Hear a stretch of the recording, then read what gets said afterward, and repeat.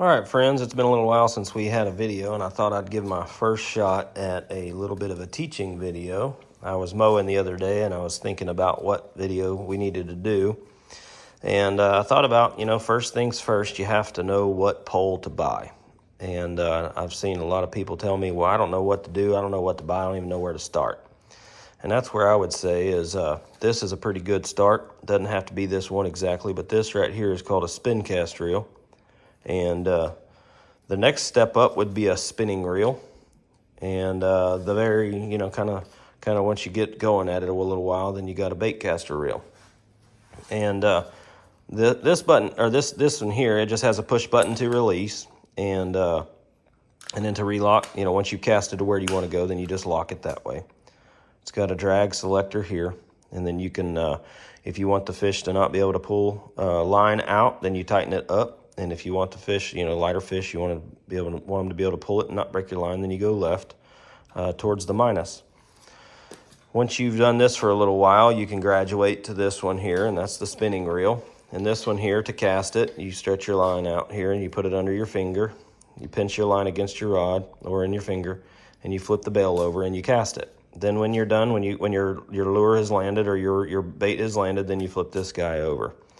So one of the benefits of going from this to this is that this holds a little bit more line, a little bit heavier line, gives you a little bit more access to what you got going on. You can oftentimes change the retrieve. So this is set up for a right-hand retrieve.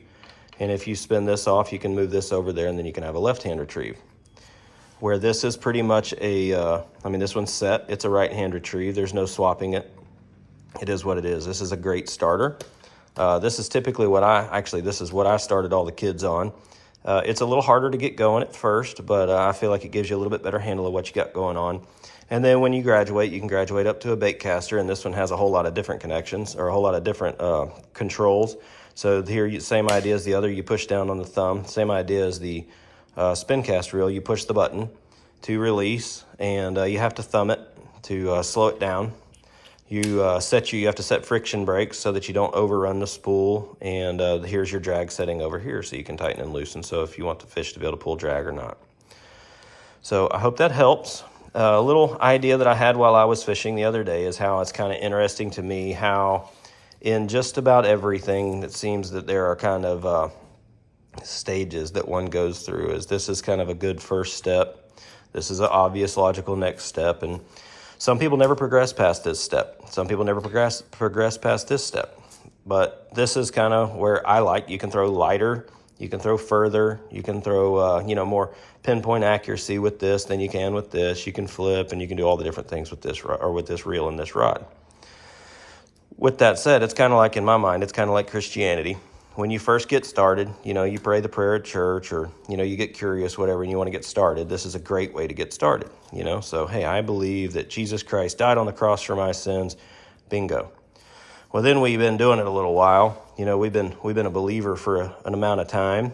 And now we want to upgrade. We want to study a little bit. We want to know a few things, And then after you've been doing it a while and you study and you really start getting into different things, and there's terminology you want to learn. Maybe you want to learn about Hebrew or Greek, and that's not me, but I know a lot of people are.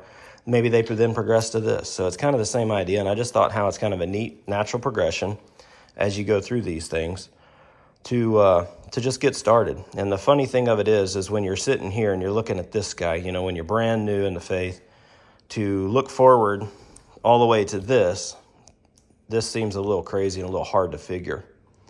But the reality of it is you got to start somewhere. And if you never get started, then you never get anywhere. And that made me think about John 9 and about how God, or Jesus, was out there, and the blind guy came up, and he spit on the ground, and he made some mud, and he rubbed some mud in this guy's eye. And when he rubbed the mud in the guy's eye, he told the guy, go to, I think it was... what was the name of that place? Siloam, and where they had a pool there. Told him to go wash his face.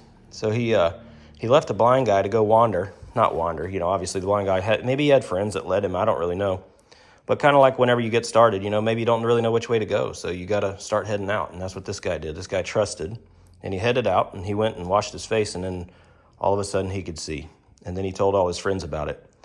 And that's what I'm here to do today, and what we're planning to do with our little outreach here is that I love fishing. My boys love fishing. My family loves fishing. My family loves the outdoors. And I just want to show you guys something that I really love.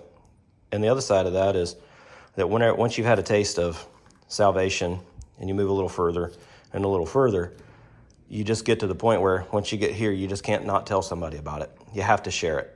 And I hope that carries through. And we'll be coming out with some new stuff here shortly to try to progress you past this point here, because once you have this, you need to know a few other things. So we'll get into that a little later on. Hope this helps. Thanks, guys.